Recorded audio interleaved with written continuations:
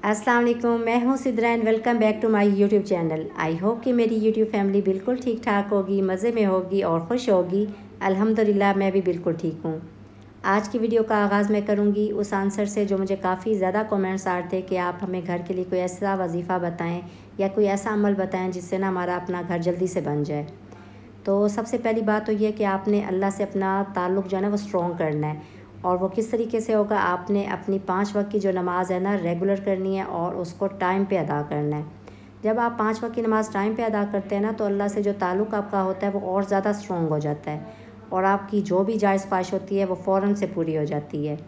लेकिन एक कला मैं आपको ऐसी ज़रूर बताऊँगी जिससे काम जो है ना फ़ौरन से पहले हो जाता है और उसको आप 12 दिन के अंदर उसका ना रिज़ल्ट सामने देखेंगे। या तो आपका काम हो जाएगा या आपको प्रॉपर उसका सही रास्ता जो है ना वो समझ आ जाएगा कि किस तरीके से आप इसको ना कर सकते हैं। या बदी अल अजाइब बिल खैर या बदियो, ये किस तरीके से पढ़ना है इसमें सारा मेंशन है। आपने इसको इस नीयत से पढ़ना है कि अल्लाह आपकी बात जो है ना सुन रहा है और उसने ही पूरा करना है, किसी और को कहने की ज़रूरत ही नहीं है। क्योंकि आप जिसके आगे भी अपना दुख दर्द सुनाते हो ना उसने कुछ भी नहीं करना।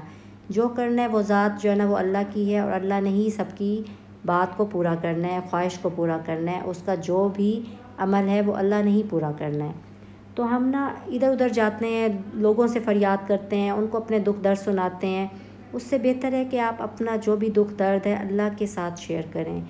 अल्लाह हर बात जानता है लेकिन वो चाहता है कि उसकी जो मखलूक है ना वो उसके साथ शेयर करे हर चीज़। जिस तरह अपनी औलाद की ज़रूरियात उसके कहने से पहले ही पूरी कर देते हैं और हमें लगता है कि हमने ना अपने बच्चों की हर चीज़ को ना पूरा कर दिया है। लेकिन जब वो किसी चीज़ की ख्वाहिश करते हैं और वो जायज़ ख्वाहिश होती है तो हम उसको पूरा करने की ना पूरी कोशिश करते हैं और हमें पता लगता है कि अच्छा इसको ना इस चीज़ की ज़रूरत है अब। इसी तरह अल्लाह भी चाहता है कि उसकी जो मखलूक है वो उससे मांगे और उसको तो देना अच्छा लगता है। लेकिन जब बच्चा ना किसी चीज़ के लिए बहुत ज़्यादा ज़िद करता है, इसरार करता है, तो वो ना माँ को ना उस पर प्यार आ जाता है और वो उस प्यार में ना उस चीज़ को पूरा करने की पूरी कोशिश करती है। उसी तरह अल्लाह भी चाहता है कि उसकी जो मखलूक है वो उससे लाड करे, प्यार करे और ज़िद से मांगे। हमें ना वो मांगने का तरीका ही नहीं आता। हम उस तरीके से मांगते ही नहीं है जैसे एक छोटा बच्चा ना ज़िद करता है अपने माँ बाप से कि मुझे ये चीज़ हर हाल में चाहिए। हम अगर उस ज़िद से उस तरीके से मांगे ना अपने अल्लाह से, तो अल्लाह तो इतना मेहरबान है कि वो तो इसी लाड में ही वो खुश हो जाता है और उसको ये अदा इतनी पसंद आती है कि वो फ़ौरन से उस चीज़ को ना पूरा कर देता है। बस हमें उस तरीके से मांगना ही नहीं आता। कभी आपने बचपन में ज़िद की होगी अपने माँ बाप से, तो उस तरीके से कभी अपने रब से ज़िद करके देखें, उससे लाड करके देखें, उससे मांग के देखें, तो देखें वो आपको अता करता है कि नहीं करता। अब आते हैं वीडियो की तरफ। तो सुबह नाश्ते में हमने बनाया था प्लेन पराठा और साथ आम और साथ मैंने करेले की छिल बनाई थी आज, क्योंकि काफ़ी टाइम से नहीं बनाई थी तो दिल चाह रहा था कि थोड़ा सा ना करेले की छिल, आम और साथ जो सालन था लेफ़्ट ओवर कीमा बना हुआ था वो हमने ले लिया था। तो नाश्ता तो हमारा बहुत मज़े का हो गया था। उसके बाद जो है ना लॉन्ड्री का सीन चल रहा था और साथ ही जो मेरे पिलो थे वो बहुत ज़्यादा ख़राब हो रहे थे। तकिए के जो कवर थे ना वो इतने ज़्यादा गंदे हो रहे थे। मैंने सारे कवर पहले रिमूव किए, अंदर वाले भी उतार के मैंने वॉश किए अच्छे से और जब वो बहुत अच्छे से क्लीन हो गए तो मैंने दोबारा से उनको चढ़ाया और उसके बाद जो ऊपर के कवर थे वो मैंने चढ़ाए। अब जाके मुझे थोड़ा रिलैक्स हुआ है कि जो मेरा काम था ना काफ़ी टाइम से पेंडिंग जा रहा था, आज ये काम भी कंप्लीट हो गया। मेरी कोशिश है कि हर चीज़ को ना प्रॉपरली तरीके से ना मैं सेट करके रखूँ तो ना मुझे अच्छा फ़ील होता है। जब मेरी चीज़ें अंदर से नीट और क्लीन होती है ना तो मुझे बाहर की भी वो अच्छी लग रही होती है लुक। अगर वो अंदर से ही ख़राब हो और बाहर से आप उसके ऊपर अच्छा सा कवर चढ़ा दो, अंदर से वो ख़राब है, स्मेल है उसमें, तो वो मज़ा नहीं आता। अल्हम्दुलिल्लाह टाइम के साथ साथ मेरे तो सब काम ना बहुत अच्छे से सेट होते जा रहे हैं और जो मुझे बहुत अच्छा फ़ील होता है मैं आपके साथ वो सारे काम शेयर करती हूँ जो बहुत ज़रूरी भी हैं और जिनको करने के बाद ना खुशी महसूस होती है। अच्छा, नमाज़, कुरान और तस्बीहात के साथ साथ बहुत ज़रूरी होता है कि आप सदका और खैरात भी लाज़मी करें। उससे बहुत फ़ायदा होता है और आपकी जितने भी मुश्किलात होती हैं ना वो आसानी में बदल जाती हैं। सदका और खैरात इतना ज़्यादा ज़रूरी है कि अगर आपको ना इसकी अहमियत का पता लग जाए ना तो आप बहुत ज़्यादा इस चीज़ पे तवज्जो दें और बहुत ज़्यादा सदका और खैरात करें। क्योंकि अल्लाह ने तो साफ़ कह दिया है ना कि मैं आपको माल और औलाद दोनों चीज़ों से आज़माऊँगा। ये आपके लिए आज़माइश होती है। जो औलाद और माल अल्लाह आपको देता है उसका आपने हिसाब देना है और अल्लाह तो सब में बराबर तकसीम कर सकता है, लेकिन अल्लाह किसी को कम दे रहा है और किसी को ज़्यादा। और दोनों तरीक़ों से अल्लाह आज़माता है कि जिसको मैं कम दे रहा हूँ वो सब्र और शुक्र करता है या नहीं, और जिसको ज़्यादा दे रहा हूँ उसके ऊपर तो ज़्यादा ज़िम्मेदारी है कि उसने सबका ख्याल रखना है और उन लोगों को भी देना है जिनके पास नहीं है। और सबसे पहला हक़ होता है अपनों का। अगर आपको अपने आसपास, अपने बहन भाइयों में, अपने रिश्तेदारों में कोई ऐसा नज़र आता है जिसको आपको लगता है कि ज़रूरत है हेल्प करने की, तो आप बग़ैर किसी को बताए उसकी हेल्प करेंगे तो अल्लाह को बहुत पसंद आती है ये चीज़, और आप उसकी हेल्प करें क्योंकि आपको अल्लाह ने अता की और आप उसकी हेल्प कर सकते हैं, और अल्लाह ने आपको इस काबिल बनाया कि आप किसी की हेल्प करें, तो ये आपके ऊपर अल्लाह का बहुत बड़ा एहसान है। वरना अल्लाह तो वो ज़ात है कि जिसके आगे कोई देर नहीं और किसी चीज़ की कोई कमी नहीं, वो तो सब चीज़ें ख़ुद ही पूरी कर सकता है, लेकिन वो आपको इस ज़िम्मेदारी से गुजारता है कि आप इस ज़िम्मेदारी पे कितना पूरा उतरते हैं। दीन और दुनिया की बातें तो चलती ही रहेंगी। आपसे बातों बातों में ना मेरा लंच बिल्कुल रेडी हो गया था। ये बहुत क्विक, टेस्टी और ईजी रेसिपी, आपने इसको लाजमी ट्राई करना है। वीडियो देख के अंदाज़ा तो आपको हो गया होगा कि मैंने ये किस तरह से बनाया है। तो अब हम जा रहे थे अपनी नन शाज़ेबा जी के घर, और मैंने कहा चलो मरियम का ना हेयर स्टाइल बनाती हूँ ताकि मैं आपके साथ भी शेयर कर लूँ। मैंने आपको बताया था कि फ़्रेंच टेल को ना आप मुख्तलिफ़ अंदाज़ में ना बना सकते हैं, तो आज मैं आपको फ़्रेंच का एक ऐसा अंदाज़ बताऊँगी जिससे देख के ना आपको मज़ा भी आएगा और ख़ूबसूरत भी लगता है ये। अच्छा, इससे ना बाल बहुत अच्छे से कवर हो जाते हैं। जो छोटे बाल, बेबी बाल होते हैं ना, वो भी नहीं निकलते और बहुत अच्छे से और नीट लुक आ जाती है। बच्चों को तो ये बहुत ही सूट करता है और बड़ों पे भी ये अच्छा लगता है। कभी मैं स्टाइलिंग में ना 3-4 स्टाइल मिक्स करके बना लेती होती हूँ।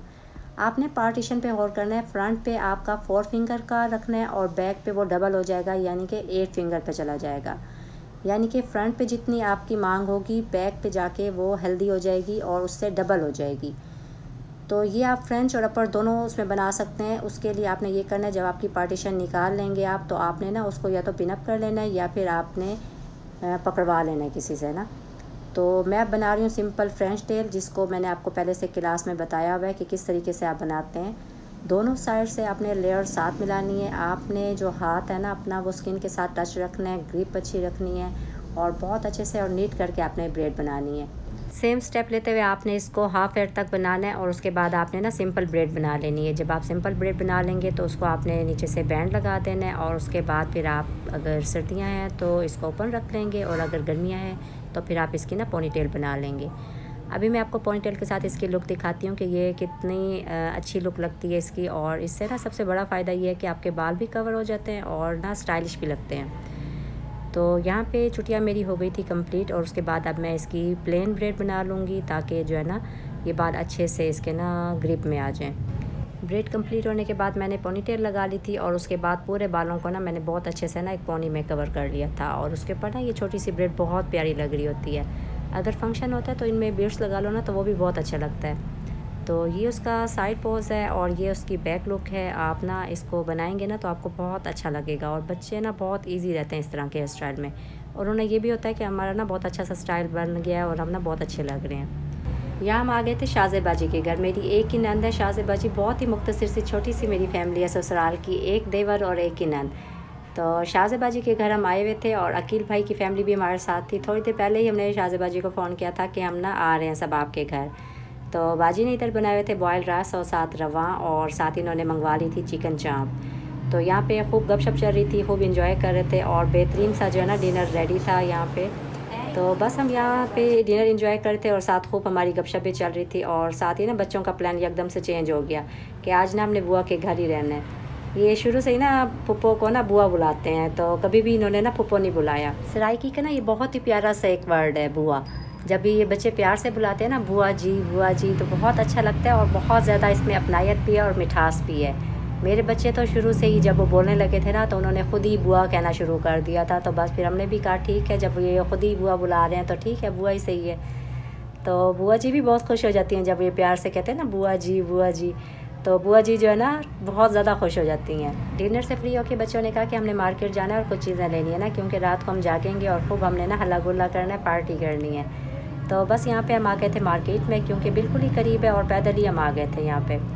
तो यहाँ पे इन्होंने आइसक्रीम, चिप्स और पता नहीं क्या क्या लिया। मैं भी आपको दिखाती हूँ कि क्या क्या इन्होंने ना यहाँ पे पसंद किया हुआ था।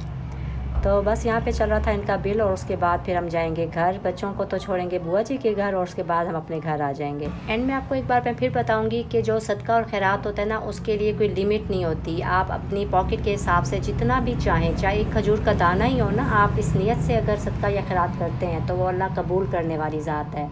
वो आपकी उस नीयत को, उस जज्बे को कबूल करता है। तो आपने ये नहीं देखना कि मेरे पास क्या है और मैं इससे ज़्यादा नहीं कर सकता। आपके पास जो है आपने उसमें से सदका और खैरात लाजमी करना है।